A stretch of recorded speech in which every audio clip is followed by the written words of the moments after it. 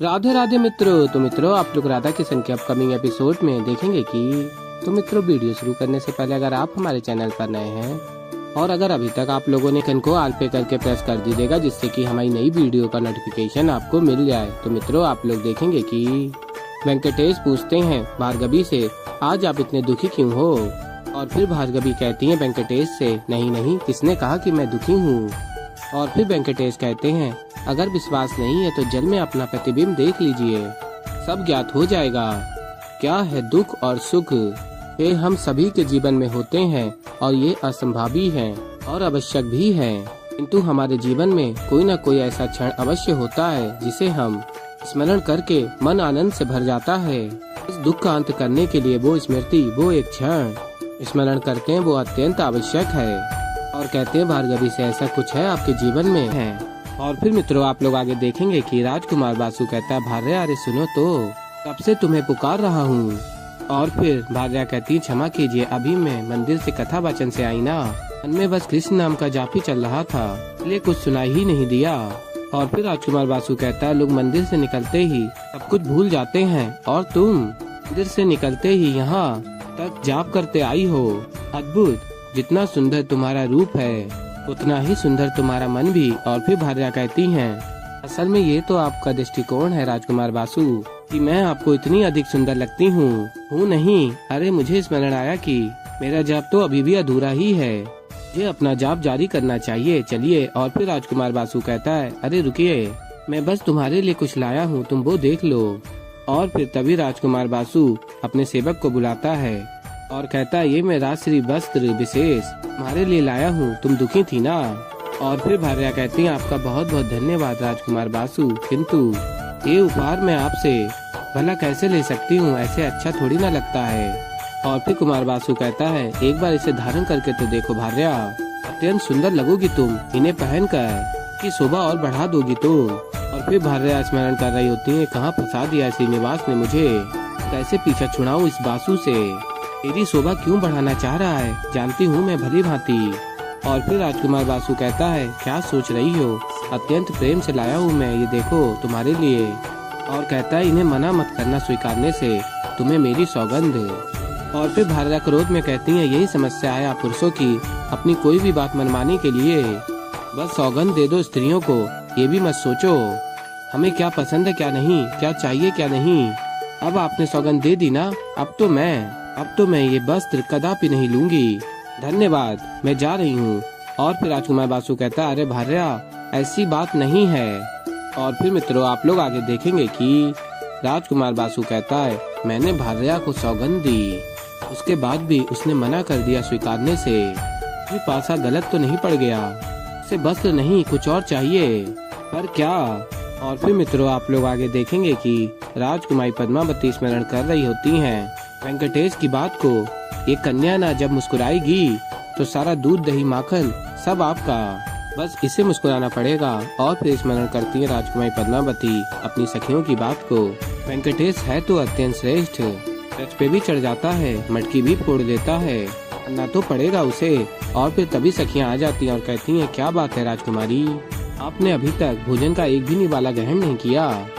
और फिर राजकुमारी पद्मावती कहती हैं, पता नहीं, किंतु एक बात है जो मुझे आकुल कर रही है। और फिर सखियां कहती हैं, क्या बात है राजकुमारी। और फिर राजकुमारी पद्मावती कहती हैं, पता नहीं, किंतु वेंकटेश को देखकर ऐसा लगता है कि जैसे कि वो कोई जाना पहचाना सा है, ऐसा लगता है कि जैसे मैंने पहले भी उसे कहीं देखा है, जैसे वो कोई व्यापारी नहीं कोई और है। और फिर राजकुमारी पद्मावती की सखियां कहती हैं, यदि आपके मन में संदेह है भी तो आप पता कैसे करेंगी कि वेंकटेश है कौन। और फिर राजकुमारी पद्मावती कहती हैं, मुझे ज्ञात है कि मुझे क्या करना है।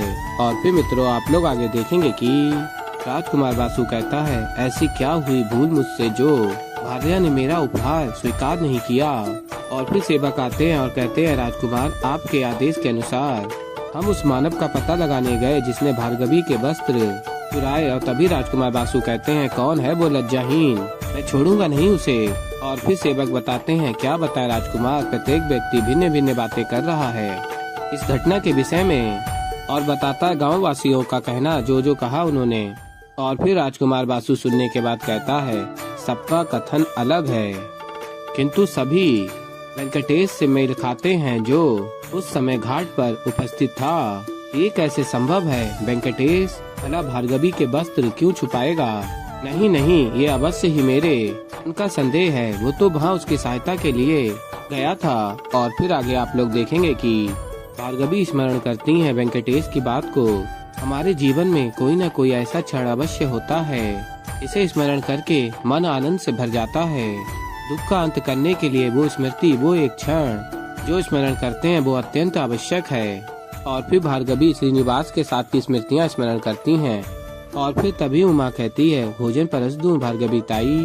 और कहती है उमा, जब से आप भार्गवी ताई यहाँ करबीरपुर में आई हैं, या तो आपको दुखी देखा है या तो कोई विचार में खोए हुए आज पहली बार आपके मुख पर हल्की सी मुस्कान देखी। क्या इस मुस्कान का कारण कुमार बासु है? और फिर भार्गवी मना करती है। और तभी उमा कहती है, वेंकटेश। और फिर भार्गवी कहती है, उमा तुम भोजन परसने वाली थी ना।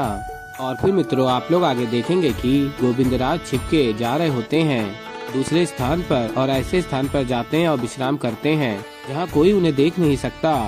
और प्रसन्न होकर कहते हैं, कितना अच्छा लग रहा है, यहाँ कोई भी नहीं है। हे ईश्वर, अब मैं शांति से यहाँ अकेले में धूप सेक सकता हूँ, वो भी बिना भार्या बनने का नाटक किए। आहा, क्या आनंद आ रहा है। और तभी गोविंदराज को खन खन की आवाज आती है पायलों की। और फिर गोविंदराज देखते हैं और कहते हैं, ये पायल की धुन कहाँ से आ रही है? यहाँ तो कोई भी नहीं है। हे महादेव, कहीं स्त्री का नाटक करते करते मुझे पायल की धुन आने का भ्रम तो नहीं हो रहा है? आर्या, ये क्या क्या हो रहा है मेरे साथ? और तभी गोविंदराज देखते हैं राजकुमारी पद्मावती को और कहते हैं, ये तो राजकुमारी पद्मावती है, किंतु ये आई के घर की ओर क्यों जा रही है? और फिर तभी कहते हैं, अरे आई के घर पे तो गबी है, कहीं ये भार्गवी से भेंट करने तो नहीं जा रही हैं? मुझे शीघ्र श्रीनिवास को सूचित करना होगा इन दोनों की भेंट होने से पूर्व, कहीं कोई गड़बड़ ना हो जाए।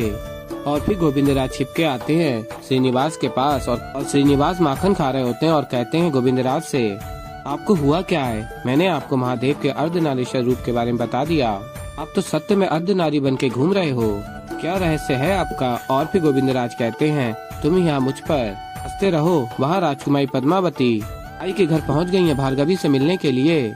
जब वहाँ कोई कलेश हो जाएगा ना, तत्पश्चात मैं हंसूंगा तुम पर। और फिर मित्रों आप लोग आगे देखेंगे कि राजकुमारी पद्मावती आई के घर जाती हैं और द्वार खटखटाती हैं। और तभी द्वार खोलती हैं भार्गवी और देखती हैं राजकुमारी पद्मावती को। और फिर राजकुमारी पद्मावती भार्गवी से कहती हैं, बिना सूचना के यहाँ आने का मेरा कोई आशय नहीं था, किंतु एक महत्वपूर्ण बात है, तुम्हें स्मरण करवानी थी, इसलिए यहाँ आई हूँ। और फिर भार्गवी कहती हैं, कौन सी बात? और फिर राजकुमारी पद्मावती बताती हैं, हम दोनों के बीच वेंकटगिरी में एक चुनौती निश्चित हुई थी, नृत्य की चुनौती। और फिर भार्गवी स्मरण करती है श्रीनिवास की बात को, मैंने भार्गवी को वचन दिया है कि मैं उसे सर्वश्रेष्ठ नर्तिका बनाऊंगा। और फिर राजकुमारी पद्मावती ने कहा होता है, तो मेरे और भार्गवी के बीच प्रतियोगिता अवश्य होगी और विजेता एक ही होगा। ये सुनकर भार्गवी कहती हैं, जी। और फिर राजकुमारी पद्मावती कहती हैं, अच्छा है। और कहती हैं, वेंकटगिरी में तो वो प्रतियोगिता नहीं आयोजित हो पाई, अब जब हम दोनों यहाँ करबीरपुर में हैं तो क्यों न प्रतियोगिता यहाँ आयोजित करें, क्योंकि मैं कोई भी चुनौती कभी अधूरी नहीं छोड़ती। तो ऐसे ही मित्रों आगे और भी बहुत कुछ देखेंगे। तो अभी के लिए इतना ही, मिलता हूँ मैं एक जल्दी ही नई वीडियो के साथ। तो तब तक के लिए मित्रों राधे राधे।